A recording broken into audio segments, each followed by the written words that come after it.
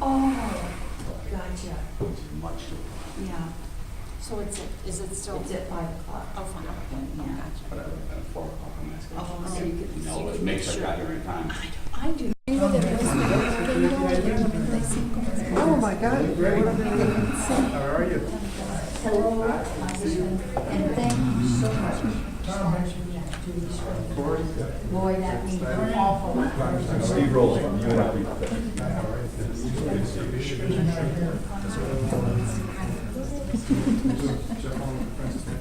Hi, good to see you. Mr. Bingham, this is a present for you from our organization. Thank you. Hold that up, Congressman. Present that to us.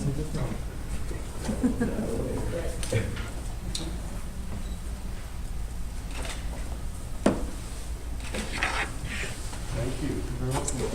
I think those are within the ethics rules. Is that check? Really appreciate you taking time, and as we said, we wanted to be in every corner of the district, and this is every corner.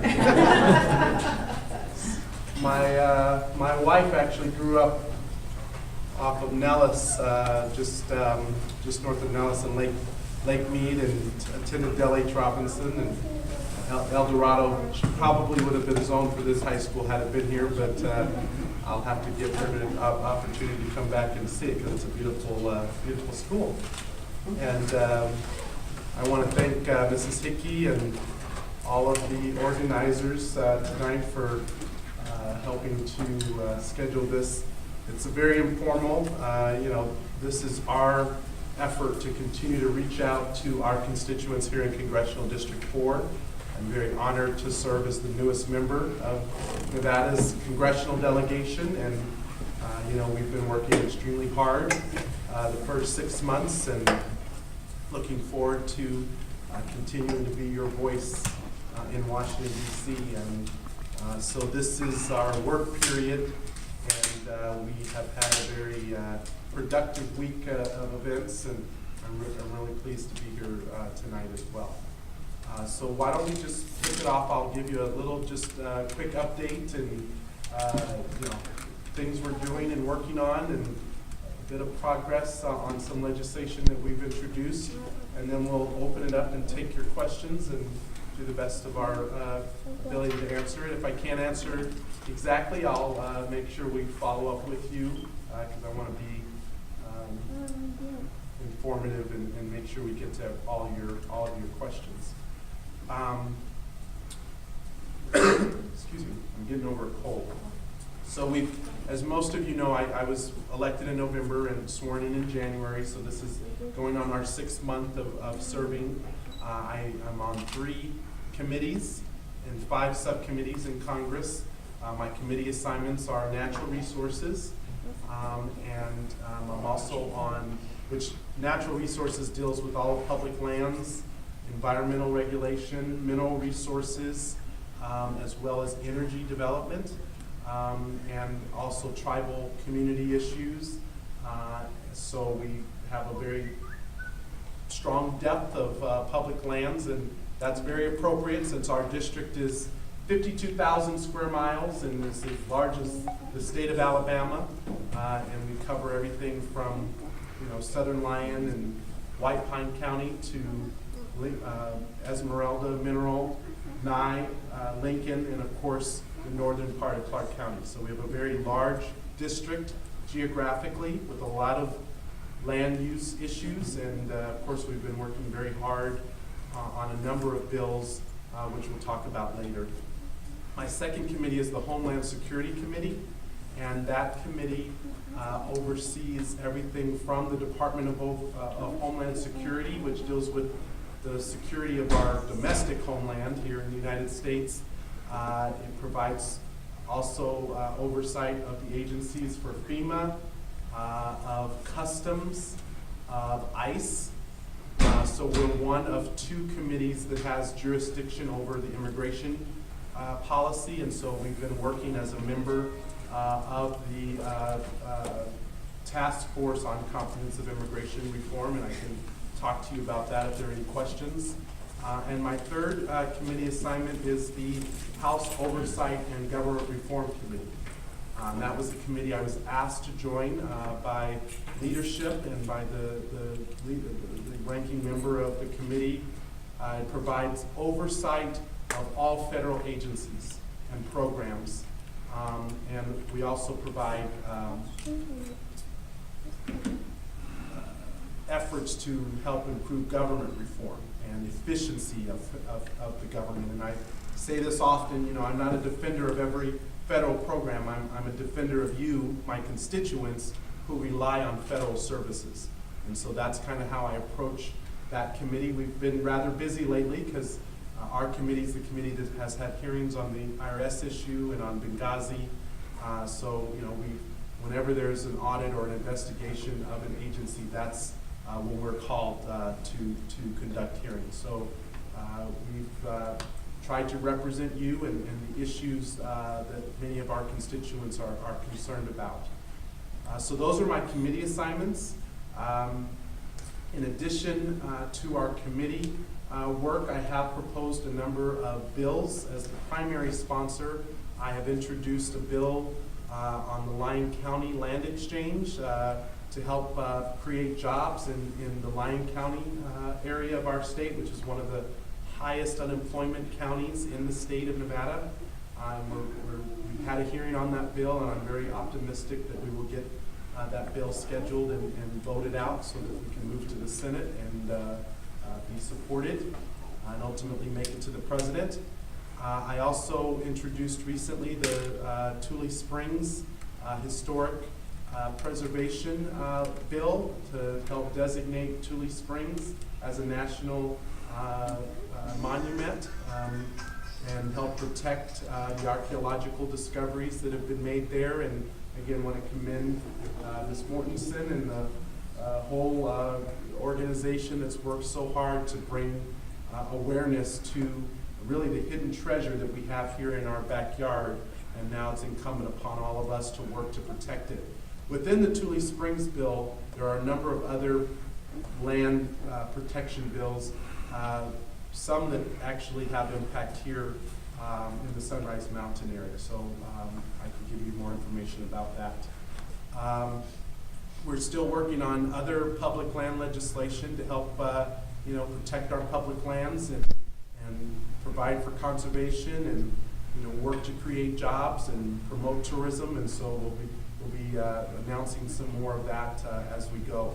I've also co-sponsored a number of key bills, of course, everything from working on the Violence Against Women Act reauthorization, which was one of the first bills that we were able to get through in this Congress, and other key bills that are very important to kind of moving our country forward. And again, based on your questions, we can touch more on that.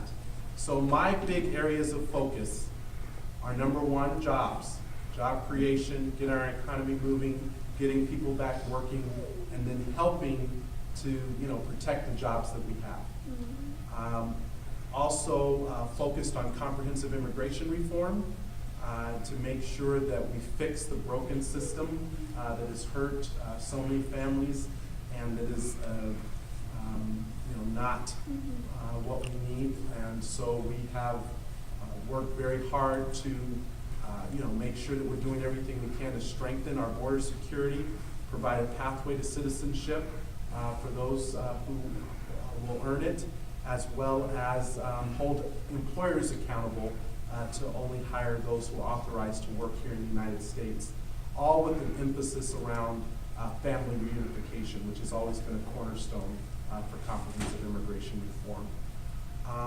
And then, as I said, a number of our public lands bills that we've introduced. So those have really been my top priorities based on the interest of my district and the issues that people have come to me with. It's not to say I'm not focused on other things, but those are really the top policy priorities that I've been focused on. Let me just close by asking my team to quickly introduce themselves so that you know who else is here from our office. We'll start with Rodney Emery, who's our Chief of Staff out of Washington, D.C. Hello, everyone. My name is Rodney Emery. I'm out of the Washington, D.C. office, and I'm the Chief of Staff for Congressman Horsford. It's definitely an honor major issues on the federal level, including immigration and housing, that we tend to get the most inquiries about for assistance. But any other issue that you may have, even if it's not within our jurisdiction, if we need to contact a local elected or a state legislator or someone else to help get an answer to your question, we will do that. We also have our intern who's here. Hello, my name is Miguel Macias. Born and raised Las Vegas, 4th District, so it's an honor to have the congressman and staff and all of you. Thank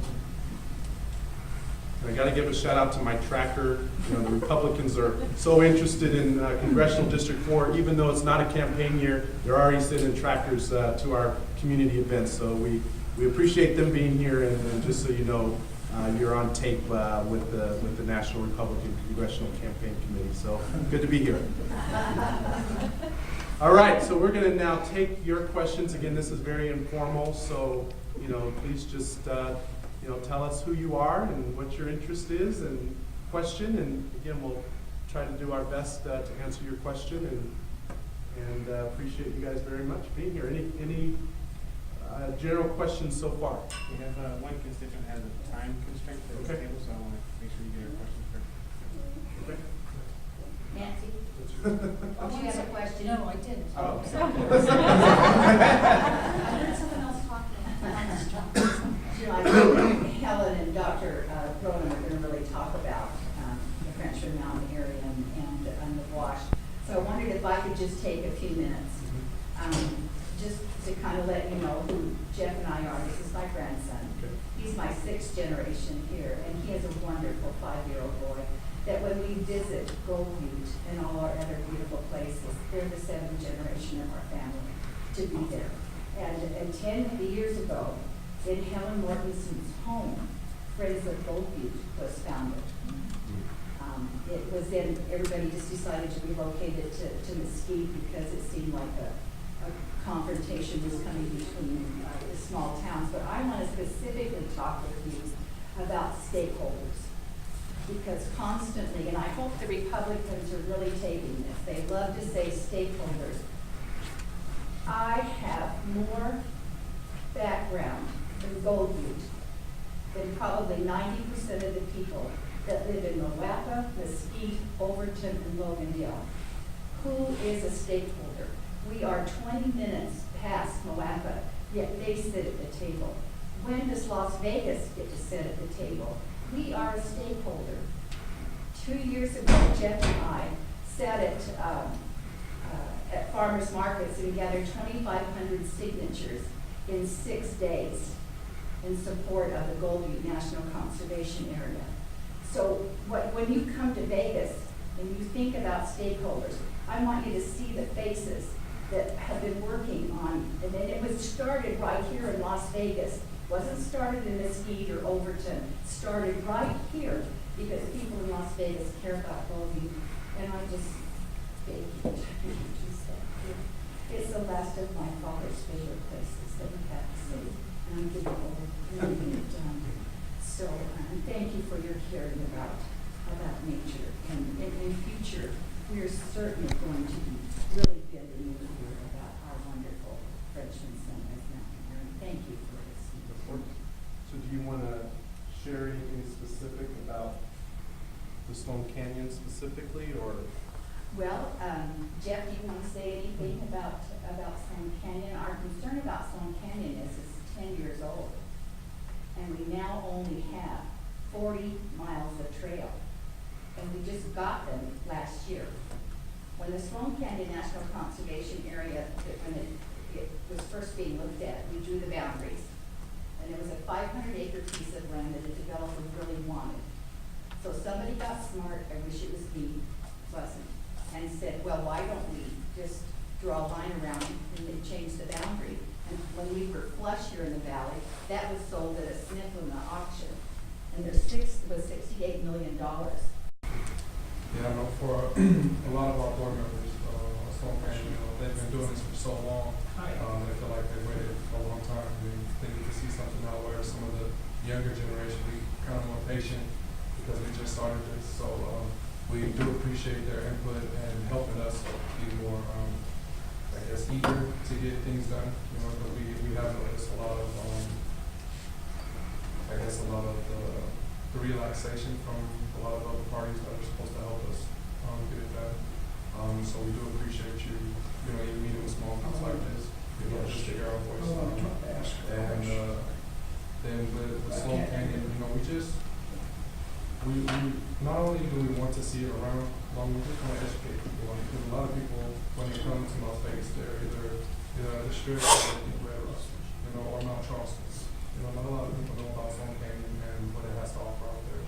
It's been around just as long as Red Rock, just as long as Goldview and all these other places. And people that live in Henderson and Hampton don't even know it's there. So our main focus is just trying to educate people on its existence, and then hopefully that'll drive the people who said they're going to do stuff, to actually get it done. Mr. Vicky? Congressman, I just have one simple question. You have a lot of environmentalists, and their focus has often been marred or obstructed through government.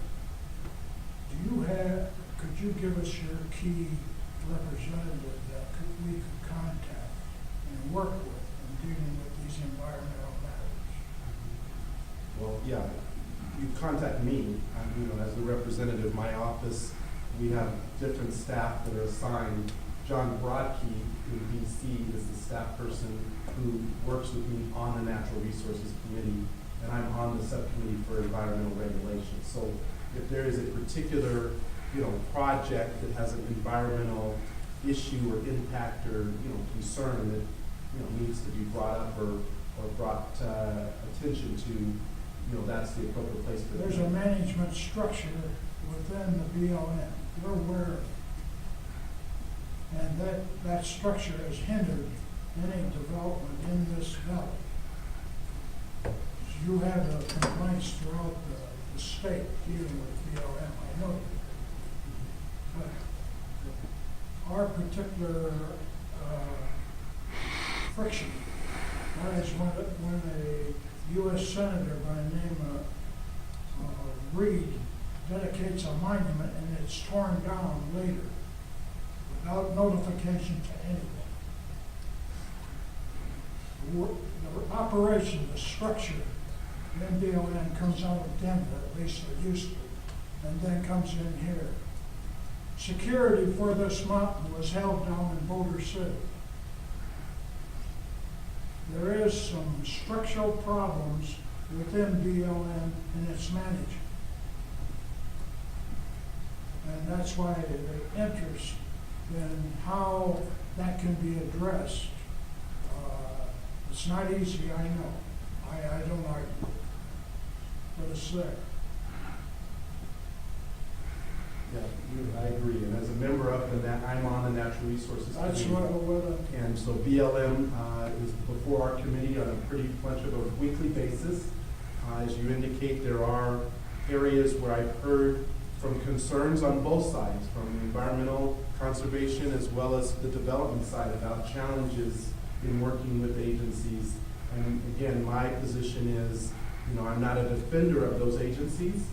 I'm a defender of you, my constituents, and I want to understand what the concerns are so that then I can work with those agencies on your behalf to try to get to a positive resolution or outcome. See, we've always felt, and I'm sure I can speak for this small group, we always felt that the Lake Mead recreational area should be expanded up into here, into this area, to give protection to the environmental issues around this whole area.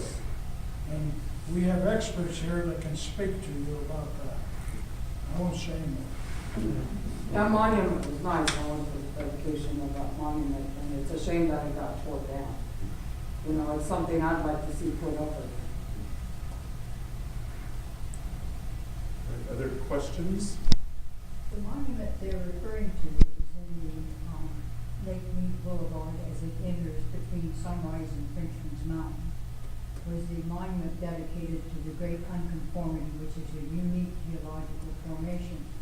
We had about 100 people at the February 15th dedication, 1995, and Bruce Babbitt was our Secretary of Interior, came to that. Barry Reed, Richard Bryan, a number of real high-powered people came to that dedication. The Nevada Department of Transportation also provided an area where school buses could park, so school children could see it. So it's all in your backyard right now. And like Tom said, you know, the BLM just swept it all away and didn't notify us at all. How And so? that- I mean, when you say swept it all away, just so that. Completely gone. Well, the problem was, if I can interject, there were vandalism issues, and the BLM felt that they couldn't control, they didn't have the manpower to control it, to keep the vandalism under control, and rather than having a vandalized monument out there, they decided just to pull it out. And it was hurtful to us because we were the ones who got the money, the federal trails money, to build it in the first place and put our own sweat and creativity into it. And how was it designated? It was a designated geologic interpretive site. In fact, the signage is still on the road. It didn't have any other special status within the BLM as I understand. So that's all, you know, 20 years ago almost.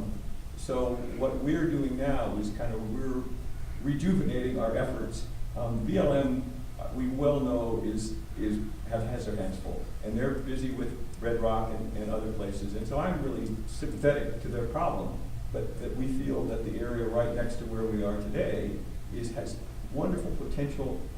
This fantastic geologic resource. There's a cave with really interesting archaeological resources and other features that are being neglected. And so over the next few months and years, we are going to be working closely with BLM, and so we look forward to engaging with your staff to kind of help us work with collaboratively with BLM or the Park Service or both to try to do a better job of protecting this area right next to us. And maybe rebuild the one.